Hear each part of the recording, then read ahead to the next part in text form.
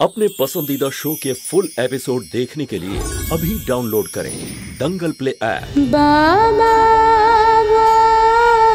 बोलने दे।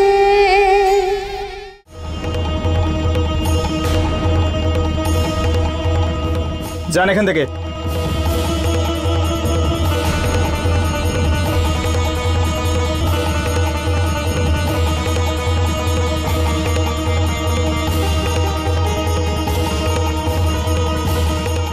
বাবা হ্যাঁ তোলা হবে চিন্তা করছিস কেন? আরে কথা বলে নিচ্ছি আমি।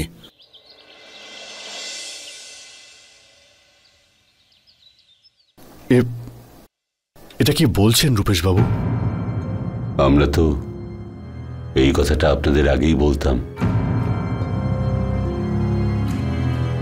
এখন মনে হচ্ছে এটাই সঠিক মুহূর্ত যখন আপনাদের সবটা খোলাখুলি ভাবে বলা যায়।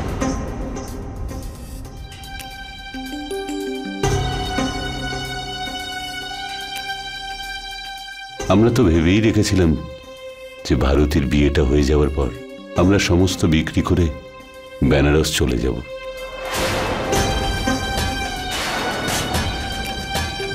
ভগবানের ইচ্ছায় ভারতীর বিয়েটাও হয়ে গিয়েছে। আমরা দুজনে আমাদের সবচাইতে বড় দায়িত্ব থেকে মুক্তি পেয়েছি। আর সবচাইতে বড় কথা যে আমাদেরও এমন কোনো প্রয়োজন বা আকাঙ্ক্ষা নেই যার জন্য ব্যবসাটাকে আরো বড় করতে হবে। এই জন্য এটাই ভেবেছি যে আমি অবসর নিয়ে শান্তিতে জীবন কাটাবো। তার মানে আপনি সব কিছু বিক্রি করে দেবেন? বেচে দেব না মা, বেচে ফেলেছি।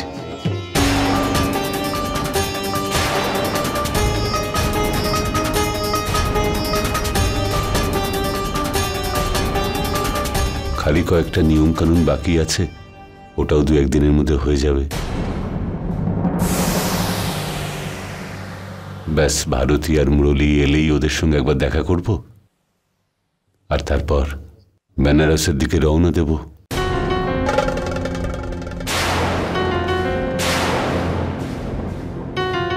একটা সত্যি কথা বলবো, আপনি সঠিক সময় সঠিক সিদ্ধান্ত নিয়েছেন। সারা জীবন তো আপনি অনেক পরিশ্রম করেছেন, এবার অন্তত আপনাকে আপনার স্ত্রীকে সময় দেওয়া উচিত। ভালো থাকুন আর ভগবানের নাম করুন, এর থেকে ভালো আর কি হতে পারে?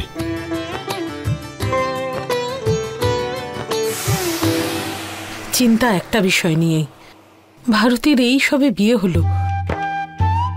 নতুন পরিবারকে বুঝতে জানতে এমনিতেই অনেকটা সময় লাগে। এর মধ্যে যদি বাবা মা সঙ্গে থাকেন তাহলে খুবই ভালো হয়। যদি আপনারা বেনারস চলে যায় তখন এমনিতেও আপনাদের যাতায়াত কমে যাবে। আর তার মধ্যে ভারতীর, আমরাও ভারতীকে ছাড়া থাকবো কি করে? মাঝে মাঝেই ওর সঙ্গে দেখা করতে আসতেই থাকবো। আর ওর সঙ্গেই কেন, আপনারা সবাই তো আমাদের পরম আত্মীয়। আর আপনাদের সঙ্গে দেখা করার লোভ আমাদের বারবার এখানে টানতেই থাকবে। ব্যাস এটাই বলতে এলাম। এবার অনুমতি দিন।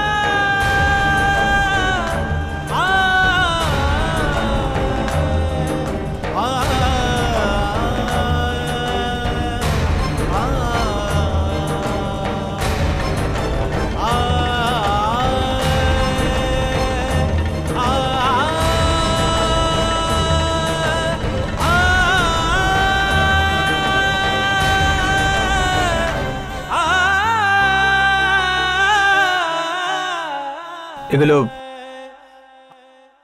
এগুলো কি?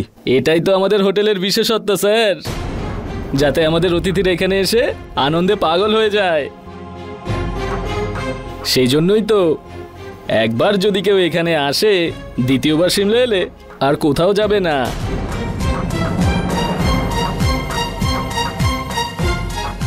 এমনি এমনি কি এটা সিমলার 1 নম্বর হোটেল? হ্যাঁ ঠিক আছে, একটা কাজ করো, এখানে এখানে একটা বিছানা লাগাও তো। আলাদা বিছানা? হানিমুন সুইটের জন্য একটাই বিছানা হয়? আরে কি হয় না হয় সেসব আমার জানার দরকার নেই। আমার একটা বিছানা দরকার এখানে, বুঝেছো তুমি? ঠিক আছে। সরি স্যার, আমরা হানিমুন সুইটের জন্য এক্সট্রা বেড প্রোভাইড করতে পারবো না। আরে কি নাটক হচ্ছে এসব? একটা আলাদা রুম চাইলাম দিল না, একটা বেড চাইছি দিতে পারছে না। কোথাকার নাম্বার 1 হোটেল এটা? আপনি জানতো এখান থেকে?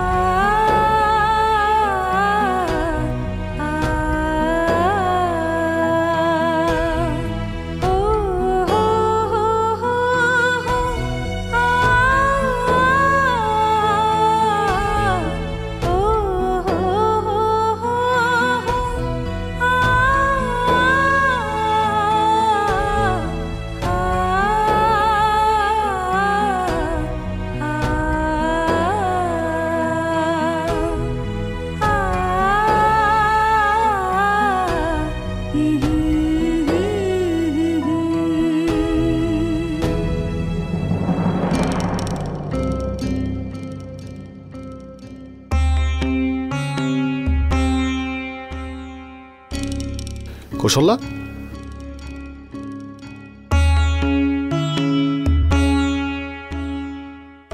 কি গো? আরে কি করছো? কি করছোটা কি? আরে কি করছো তুমি? আরে উত্তর দেবে তো তুমি? ওফো, চিৎকার করছো কেন? যেটুকু আছে সাবধানে রেখে দিলাম। এই বিয়েতে কাকাবাবু যা টাকা আর সোনা দিয়েছিল সেই সব আমার আর আমার বাবার, মানে বলতে চাইছি আমার আর তোমার। মরে যাব তাও কাউকে একটা টাকাও দেব না। হ্যাঁ, আরে এভাবে দেখছো কেন? কাকাবাবুর কাছ থেকে 8 টাকা পাবে না, ওরা তো বনবাসে চলে যাচ্ছে। ভবিষ্যতের জন্য কিছু জমিয়ে রাখতে হবে তো নাকি? ভগবান রাম ভাগ্নিকে এত বড় বাড়ি তো দিয়েছে, কে জানে ভবিষ্যতে যদি আমায় লোকের বাড়ি কাজ করতে হয় তো। আর হ্যাঁ, আর একটা কথা, এই যে তোমার কন্ট্রাক্টরের জামা কাপড় আমি ইস্ত্রি করে রেখে দিয়েছি, ব্যাস। যাতায়াতের রাস্তাটাই বদলেছে, আর কিছু না। কাল থেকে তোমায় কাজে যেতে হবে। হ্যাঁ, একটা চড় মারবো না, একদম সোজা হয়ে যাবে। কি হচ্ছে এগুলো? এগুলো বাইরে বের করো। না, কেন? সবাইকে দেবো বলে? কিছুতেই হতে দেব না, কিছু দেব না আমি। আমাকে তুমি মেরে ফেললেও বলে দিচ্ছি আমি সামনে থেকে সরবো না। সবকিছু আমার, শুধু আমার। হ্যাঁ, তোমার মাথায় গোবর ভরা আছে। তোমার মাথাটা কি পুরোপুরি গেছে? রূপেশ বাবু তার সমস্ত সম্পত্তি বিক্রি করে দিয়েছেন, দান করেননি। ভেবে দেখো, ওনার এত বড় ব্যবসা, জমি জায়গা, ওগুলো বিক্রি করে কত টাকা পেয়েছেন? হ্যাঁ, যদি এখন থেকে গোনা শুরু করি না, কাস্তে কাস্তে বুড়ো হয়ে গেলেও গুনে শেষ করতে পারবো না। এখন রূপেশ বাবু তো বেনারসে চলে যাচ্ছেন পুরোপুরি তীর্থ করতে। ভেবে দেখো, টাকা পয়সাগুলো কাকে দিয়ে যাবেন? ভারতীকেই দিয়ে যাবেন। আমাদের একটাই কাজ করতে হবে যে, ভারতী দেবী, আপনি আমাদের দয়া করে আপনার কাছে থাকতে দিন, তাহলেই সব আমাদের। তখন উনি আমাদের বলবেন, এগুলো সব তোমাদের। বলবো, আমার স্ত্রীর জন্য একটা মার্সিডিজ দিন। মাথা মোটা। আরে রূপেশ বাবু যখন মেয়ের সঙ্গে দেখা করতে আসবেন, খালি হাতে আসবেন না, অনেক টাকা দেবেন। এখানে আমি রাজার মতো হাতির পিঠে চড়বো ভাবছি, আর তুমি কি সব বোকার মতো কথা বলছো? ভগবান রাম, তোমার ভাগ্নির মাথায় কোনো বুদ্ধি নেই। আরে 2 টাকা বাঁচানোর জন্য লক্ষ টাকা হাত থেকে বেরিয়ে গেলে তবে? কিন্তু তুমি আছো তো। আরে রামের দিব্যি করে বলছি, আজ তোমাকে মন থেকে যেন পুজো করতে ইচ্ছে করছে আমার। হ্যাঁ, সত্যি বলতে তুমি এখনো তোমার স্বামীর বুদ্ধি দেখলে কোথায়? তাহলে দেখাও না, এই তো সুযোগ। আরে কাকাবাবু নিজের সব বিক্রি করে দিয়ে কোটি টাকা পেয়েছে। আমি তো বলছি 10-15 কোটি পাবোই। এমন কিছু একটা বুদ্ধি করো যে ওনার অত কোটি টাকার থেকে কয়েক কোটি আমরাও পাই। আরে ওনার থেকে যদি 5-10 কোটি টাকাও পেয়ে যাই, তাহলে ব্যাস, তুমি নিজের একটা গাড়ি কিনবে আর একদম নিজের ট্রান্সপোর্টের ব্যবসা শুরু করবে। আরে আমরা ভারতীকে যেভাবে আদর দিয়ে রাখি, কাকাবাবু দেখে তো খুব খুশি। আর আমরা কিছু বললে উনি মানা করবেন না। কি ঠিক বলছি তো? এটা ঠিকই বলেছো। একবার যদি আমাদের ব্যবসাটা শুরু করতে পারি, তাহলে আমরা এখানে রাজার মতো থাকতে পারবো। তখন না আমাদের মা আর বাবার কথা শুনে চলতে হবে, আর না রূপেশ বাবুর। আর তোমার এই বোকা বুদ্ধির জন্য আমাদের ডুবে মরতে হবে। আরে যদি আমি এভাবে না ভাবতাম, তাহলে তোমার মাথায় এত বড় বুদ্ধি আসতো কি করে বলো তো? তুমিও না কোনোদিনই আর শোধরাবে না।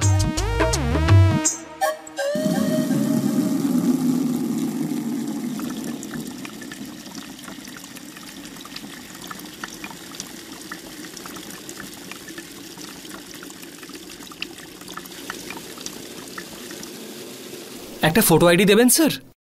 আপনার নয় স্যার, আপনার স্ত্রীর। আন্টি প্লিজ আপনার সাথে একটা ছবি তুলতে দিন না প্লিজ আন্টি। আন্টি ওই ছবিটা আমাদের বন্ধুদের দেখাবো, আর ওদের বলবো যে ছোট আন্টিকে আমরা সিমলাতে দেখেছিলাম।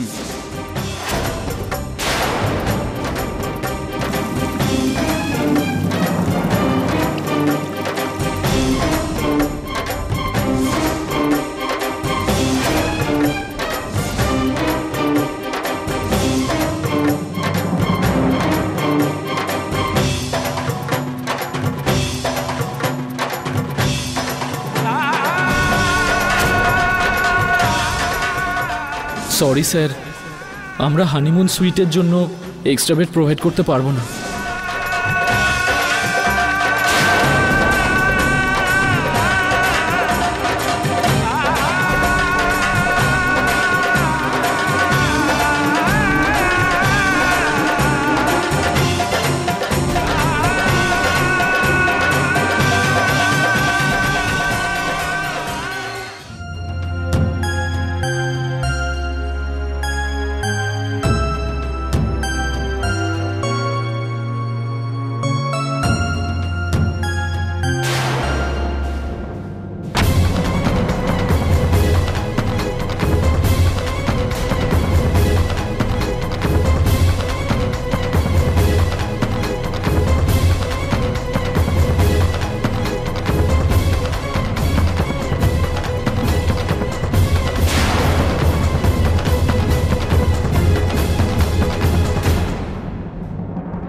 মুরলীবাবু, আমি জানি যে আমি আশেপাশে থাকলে আপনার একদম ভালো লাগে না,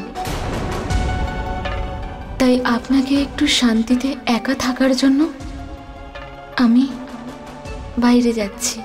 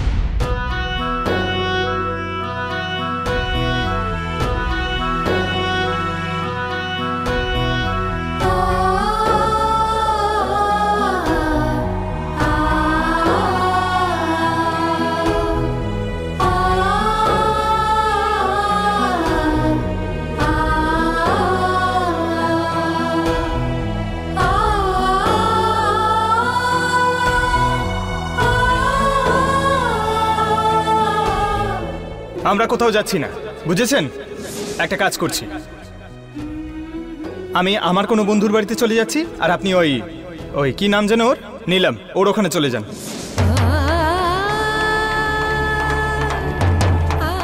একটা ফটো আইডি দেবেন স্যার?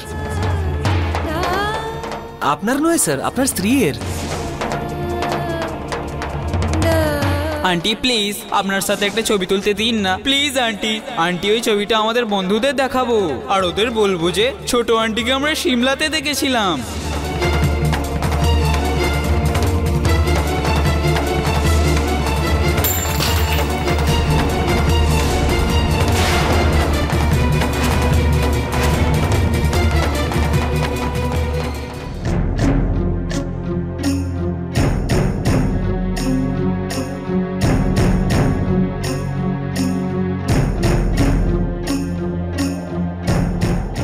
আরে ওই দেখ ছোট আন্টি, ওর সাথে তো এখন ওই আঙ্কেলটাও নেই। চল। হ্যাঁ চল চল। হ্যালো ছোট আন্টি। হ্যাপি? আরে দেখ দেখ, এই ছোট আন্টি তো তোর থেকেও ছোট রে। ওর সামনে তো আমাকেও বড় লাগছে। ইয়েস। দাঁড়াও না ছোট আন্টি, তুমি জানো তোমার যা হাইট আমি তোমাকে চাগাতে পারবো। দেখাচ্ছি। 1 আরে 2 তোমরা এরকম বিরক্ত কেন করছো আমাকে? ছোট আন্টি 2 মিনিট প্লিজ আন্টি। আরে দাঁড়াও না ছোট আন্টি, ছাড়ো আমাকে।